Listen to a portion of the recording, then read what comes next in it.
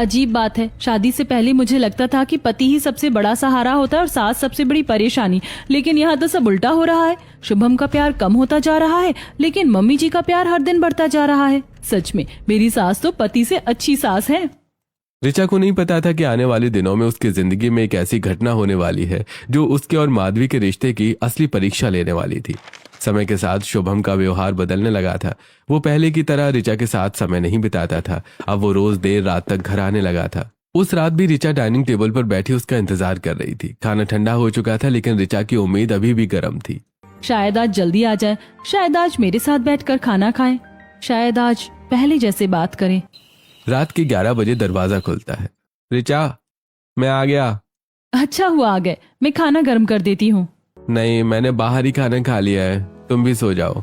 इतना कहकर शुभम सीधे कमरे में चला जाता। अच्छा। ऋचा की आंखें भर आती हैं। वो घंटों से उसका इंतजार कर रही थी, तभी माधवी वहां आ जाती है। क्या हुआ बहू, अभी तक सोई नहीं?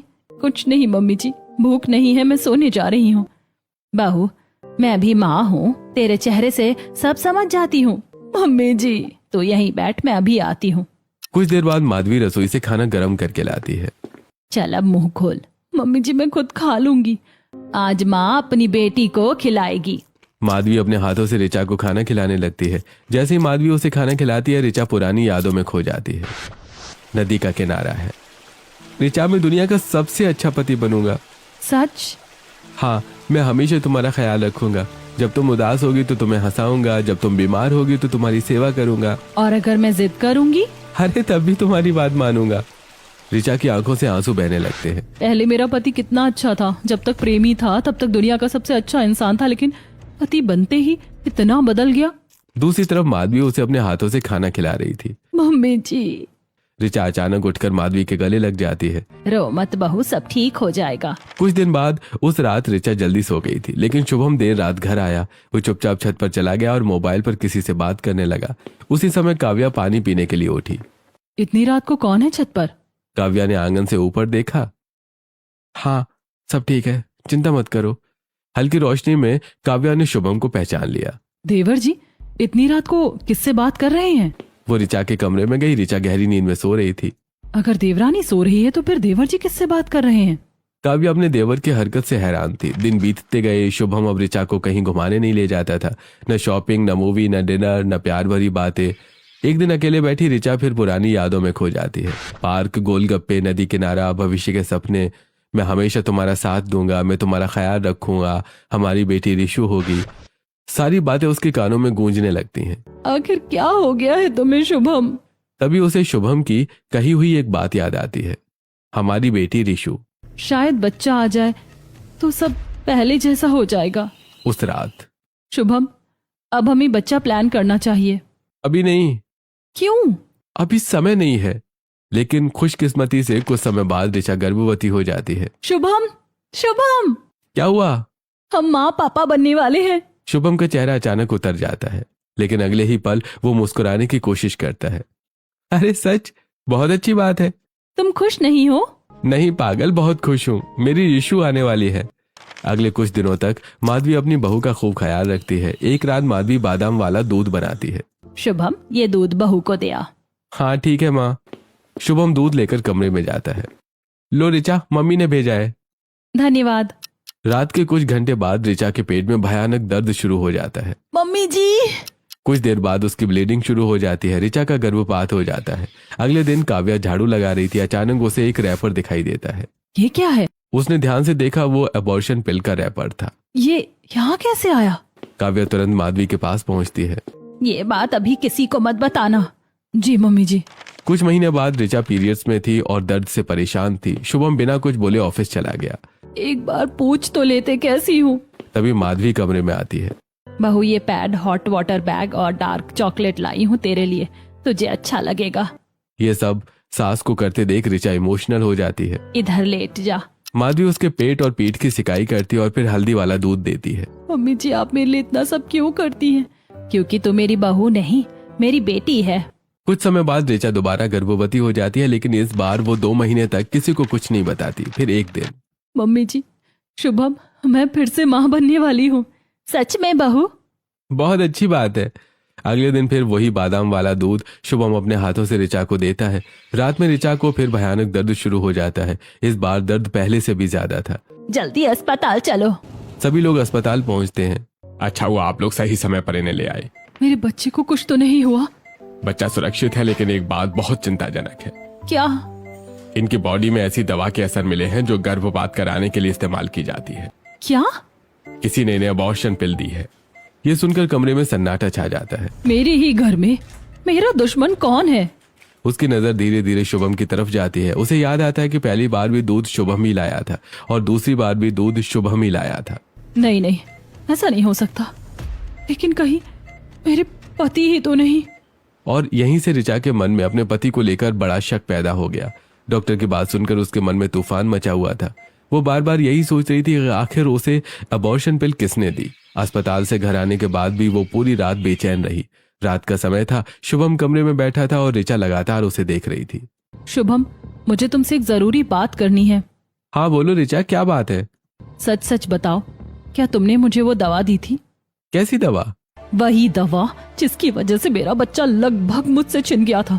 डॉक्टर ने साफ कहा है कि किसी ने मुझे अबॉर्शन पिल दी थी। ऋचा तुम क्या बोल रही हो? मैं ऐसा क्यों करूंगा? क्योंकि पहली बार भी दूध तुम लेकर आए थे और दूसरी बार भी दूध तुम ही लेकर आए थे। लेकिन दूध मैंने नहीं बनाया था। तो फिर किसने बनाया था? माँ ने। कमरे में कुछ पल के लिए सन्नाटा छा जाता है। मम्मी जी ने बनाया था? हाँ, दूध तो माँ ने ही बनाया था, मैं तो सिर्फ लेकर आया था। लेकिन मम्मी जी ऐसा क्यों करेंगी? मुझे नहीं पता। तभी शुभम को अचानक कुछ बातें याद आने लगती हैं। एक मिनट। क्या हुआ? माँ हमेशा तुम्हारे आसपास रहती है, तुम्हारा बहुत ज्यादा ख्याल रखती है, हर समय तुम्हारी चिंता करती रहती है। क्योंकि वो मुझे बेटी मानती है। या फिर ये सब सिर्फ दिखावा हो सकता है? क्या मतलब? देखो, अगर किसी बाहरी व्यक्ति ने कुछ किया होता तो घर में अबॉर्शन पिल का रैपर नहीं मिलता, और अगर घर में मिला है तो घर के किसी व्यक्ति ने ही किया है। लेकिन मम्मी जी तो। ऋचा, कभी कभी लोग बाहर से जैसे दिखते हैं अंदर से वैसे नहीं होते। शुभम की बातें सुनकर ऋचा का मन डगमगाने लगता है। उसे डॉक्टर की बात याद आती है, उसे दूध याद आता है, उसे ये भी याद आता है कि दूध हमेशा माधवी ही बनाती थी। नहीं, ऐसा नहीं हो सकता। लेकिन अगर ऐसा हुआ तो, अगर ये सच हुआ तो मैं कभी मम्मी जी को माफ नहीं करूंगी। और मैं भी नहीं। उसी समय दोनों कमरे से बाहर निकलते हैं। हॉल में माधवी बैठी हुई थी। बहू, अब कैसी तबीयत है? डॉक्टर ने आराम करने को कहा था ना? लेकिन इस बार ऋचा के चेहरे पर प्यार नहीं था, उसकी आंखों में गुस्सा था। मम्मी जी, अब ये दिखावा बंद कर दीजिए। बहू, क्या हुआ? माँ, अब मासूम बनने की जरूरत नहीं है। बेटा, आखिर बात क्या है? आपने मेरे साथ ऐसा क्यों किया? मैंने क्या किया बहू? डॉक्टर ने कहा है कि किसी ने मुझे अबॉर्शन पिल दी थी। क्या? और दूध हमेशा आप ही बनाती थी। बेटा, तुम क्या कह रहे हो? मम्मी जी, आपने ही मुझे दूध दिया था, पहली बार भी और दूसरी बार भी। लेकिन बहू, मैंने तो बस, अब सफाई मत दीजिए। बहू, मैंने हमेशा तुम्हें अपनी बेटी माना है। बेटी माना है? कोई माँ अपनी बेटी के बच्चे को मारने की कोशिश करती है क्या? नहीं बहू, मैं ऐसा सोच भी नहीं सकती। माँ, ये सब कहने का कोई फायदा नहीं है। बेटा, तुम भी? हाँ माँ, मैं भी, क्योंकि सारी बातें आपकी तरफ इशारा कर रही हैं। मम्मी जी, मैं आपको अपनी माँ से ज्यादा मानने लगी थी। ऋचा को वो सारे पल याद आने लगते हैं जब माधवी ने उसका ख्याल रखा था, लेकिन इस समय उसका दुख और डर उसके प्यार पर भारी पड़ रहा था। मुझे लगता था कि ससुराल में पति से अच्छी मेरी सास है बहू, लेकिन आज मुझे लग रहा है कि मैं कितनी गलत थी। माँ, आज जो कुछ भी हुआ है सब आपकी वजह से हुआ है। बहू, मैंने कुछ भी नहीं किया। बहू, मेरा यकीन मान। मैं मर जाऊंगी लेकिन जीवन में कभी आपके ऊपर भरोसा तो नहीं करूंगी। माँ, आपने क्या नहीं किया? आज जो कुछ भी हुआ है सब आपकी गलती है। ये सब किया धरा आपका ही है। मेरी गलती क्या है वो तो बता दो फिर। देखो तो कितनी बेशर्म हो आप।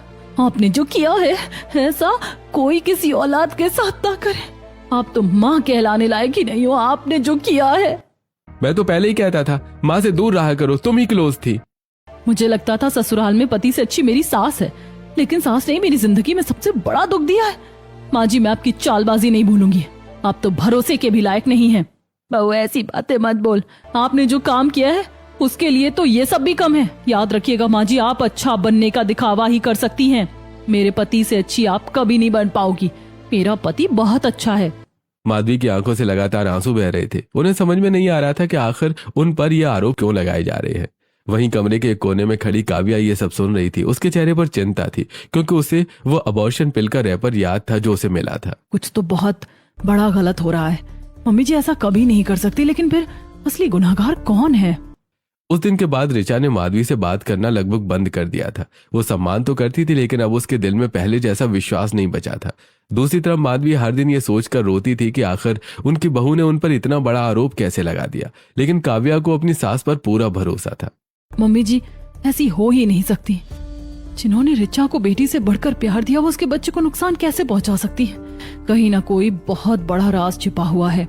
एक दिन काव्या का छोटा बेटा अथर्व खेलते खेलते ऋचा के कमरे में पहुंच जाता है। चाची चाची। आओ बेटा।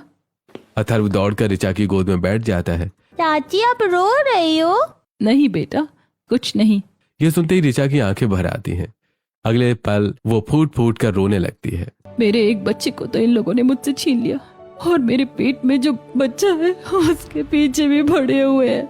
अथर्व को समझ नहीं पाता और बस अपनी चाची को गले लगा लेता है। दरवाजे पर खड़ी काव्या ये सब देख रही थी। अब बहुत हो गया, सच सामने आना ही चाहिए। उसी रात काव्या और माधवी एक फैसला करती हैं। काव्या, अगर मैंने कुछ नहीं किया तो असली गुनाहगार को सामने लाना ही होगा। बिल्कुल मम्मी जी, अब हम पता लगाएंगे कि सच क्या है। अगले दिन दोनों चुपचाप शुभम के पीछे निकल जाती हैं। मोहल्ले से थोड़ा आगे जाते ही उन्होंने देखा कि शुभम अपनी कार रोकता है और एक युवती कार में बैठती है। ये कौन है? मुझे नहीं पता मम्मी जी। शुभम उसे लगभग 10 किलोमीटर दूर छोड़कर आगे निकल जाता है। दोनों उसका पीछा करती रहती हैं। ऑफिस के पास पहुंचकर उन्होंने जो देखा उसे देखकर उनके पैरों तले जमीन खिसक जाती है। एक दूसरी लड़की शुभम के साथ बैठी हुई थी। अरे तुम खाना खाओ ना। शुभम अपने हाथों से उसे खाना खिला रहा था। नहीं, ये मेरा बेटा नहीं हो सकता। मम्मी जी यही सच है। उसी रात दोनों फिर उसके पीछे जाती हैं। इस बार शुभम एक क्लब में जाता है। फिर देर रात एक लड़की के साथ होटल की तरफ बढ़ जाता है। हे भगवान, मैंने अपने बेटे को ऐसे संस्कार नहीं दिए थे। मम्मी जी अब समझ में आ रहा है कि वो ऋचा से दूर क्यों हो गया। कुछ दिनों बाद दोनों ने शुभम पर नजर रखना जारी रखा। एक रात शुभम फिर छत पर फोन पर बात कर रहा था। काव्या ने मोबाइल का रिकॉर्डिंग बटन ऑन कर दिया। हाँ, जैसा तुमने कहा था वैसा ही किया था। और पहला बच्चा? अरे मैंने ही उसे अबॉर्शन पिल दे दी थी। बच्चा खत्म हो गया। और दूसरा? इस बार बच गया, लेकिन उसे भी नहीं रहने दूंगा। मुझे अभी बच्चा नहीं चाहिए। और घर वाले? मैंने तो सारा इल्जाम माँ पर डाल दिया है। यह सुनते ही माधवी के हाथ कांपने लगते हैं। मेरे ही बेटे ने?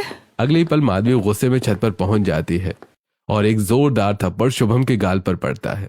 माँ, शर्म नहीं आई तुझे? माँ आप? अपनी पत्नी को धोखा दिया, अपने बच्चे को मार डाला और इल्जाम अपनी माँ पर लगा दिया। ऋचा! आवाज सुनकर पूरा परिवार छत पर आ जाता है। क्या हुआ मम्मी जी? तभी काव्या मोबाइल निकालती है। पहले ये वीडियो देखो। वीडियो चलने लगता है। मैंने ही अबॉर्शन पिल दी थी, मैंने ही माँ पर इल्जाम डाला। वीडियो खत्म होते ही ऋचा के हाथ कांपने लगते हैं। नहीं, उसकी आंखों से आंसू बहने लगते हैं। ये सब तुमने किया? ऋचा, जवाब दो। मैं अपनी सास पर शक करती रही, पर असली गुनाहगार तो मेरा अपना पति निकला। वो फूट फूट कर रोने लगती है। माधवी उसे गले लगा लेती है। मत रो बहू, मैं हूं ना। मम्मी जी मुझे माफ कर दीजिए। अचानक ऋचा शुभम की तरफ बढ़ती है। तुम्हें शर्म नहीं आई? ऋचा उसे कई थप्पड़ मार देती है। मैं तुम पर जान छिड़कती थी और तुमने मेरे बच्चे को मार दिया। मम्मी जी, आज मुझे समझ आ गया, सच में ससुराल में मेरे लिए सबसे अच्छी आप है। मेरा पति तो निकम्मा निकला, लेकिन मेरी सास माँ बनकर खड़ी रही। बहू। दोनों एक दूसरे को गले लगा लेती हैं। कुछ दिन बीत जाते हैं। अब घर में कोई शुभम से बात नहीं करता। ना ही ऋचा, ना ही माधवी, ना ही काव्या, राजीव और जगदीश भी नहीं। शुभम पूरी तरह अकेला पड़ जाता है। धीरे धीरे उसे अपनी गलती का एहसास होने लगता है। एक रात वो अकेले बैठा रो रहा था। ये मैंने क्या कर दिया? मैंने अपने ही परिवार को बर्बाद कर दिया। अगले दिन शुभम सभी के सामने आता है। अचानक वो माधवी और ऋचा के पैरों में गिर जाता है। माँ, ऋचा, मुझे माफ कर दो। मैंने बहुत बड़ी गलती की है, मुझे दूसरा मौका दे दो। बेटा, माफी मांगना आसान है, लेकिन विश्वास वापस जीतना बहुत मुश्किल। अब तुम्हें अपने कर्मों से साबित करना होगा कि तुम बदल चुके हो। मैं कोशिश करूंगा। उसके बाद शुभम धीरे धीरे खुद को बदलने की कोशिश करने लगता है। और ऋचा को एक बात हमेशा याद रहती है, जिस सास को उसने गलत समझा था वही उसके जीवन की सबसे बड़ी ताकत निकली। सच में उसके ससुराल में उसकी सास उसके पति से भी अच्छी साबित हुई। समय बीतता गया, शुभम को अपनी गलती का सच में एहसास हो चुका था। अब वो पहले वाला लापरवाह पति नहीं रहा था। वो हर दिन ऋचा का पहले से भी ज्यादा ख्याल रखने लगा था। ऋचा, डॉक्टर ने ज्यादा चलने से मना किया है, तुम बैठो, मैं तुम्हारे लिए फल काट कर लाता हूँ। अब तो तुम सच में बहुत बदल गए हो। मैंने तुम्हें बहुत दुख दिया है ऋचा, अब पूरी जिंदगी तुम्हें खुश रखने की कोशिश करूंगा। शुभम रोज समय पर घर आने लगा। वो ऋचा को डॉक्टर के पास लेकर जाता, उसकी दवाइयों का ध्यान रखता और रात को उसके पैरों की मालिश भी करता था। अब मेरा बेटा फिर से सही रास्ते पर आ गया है और हमारी देवरानी के चेहरे की मुस्कान भी वापस आ गई है। कुछ महीनों बाद पूरे परिवार में खुशियों का माहौल था। सभी लोग आने वाले बच्चे का इंतजार कर रहे थे। एक दिन ऋचा ने एक प्यारी सी बेटी को जन्म दिया। अरे ऋचा, हमारी ऋषु आ गई। हाँ, हमारी ऋषु आ गई। शुभम ने अपनी बेटी को गोद में उठाया और सबसे पहले माधवी के पास ले गया। माँ, अगर आपने सच का साथ नहीं दिया होता तो शायद आज ये खुशी हमें कभी नहीं मिलती। खुश रहो बेटा। पूरा परिवार खुशी से झूम उठा। ऋचा ने अपनी सास का हाथ पकड़ लिया। मम्मी जी, आपने हमेशा माँ बनकर मेरा साथ दिया। मैं जिंदगी भर आपका ये प्यार नहीं भूलूंगी। इसके बाद सभी लोग प्यार और विश्वास के साथ रहने लगे। ऋषु की किलकारियों से घर गूंजने लगा और ऋचा के दिल में एक बात हमेशा के लिए बस गई। ससुराल में उसे पति से भी अच्छी एक सास मिली थी।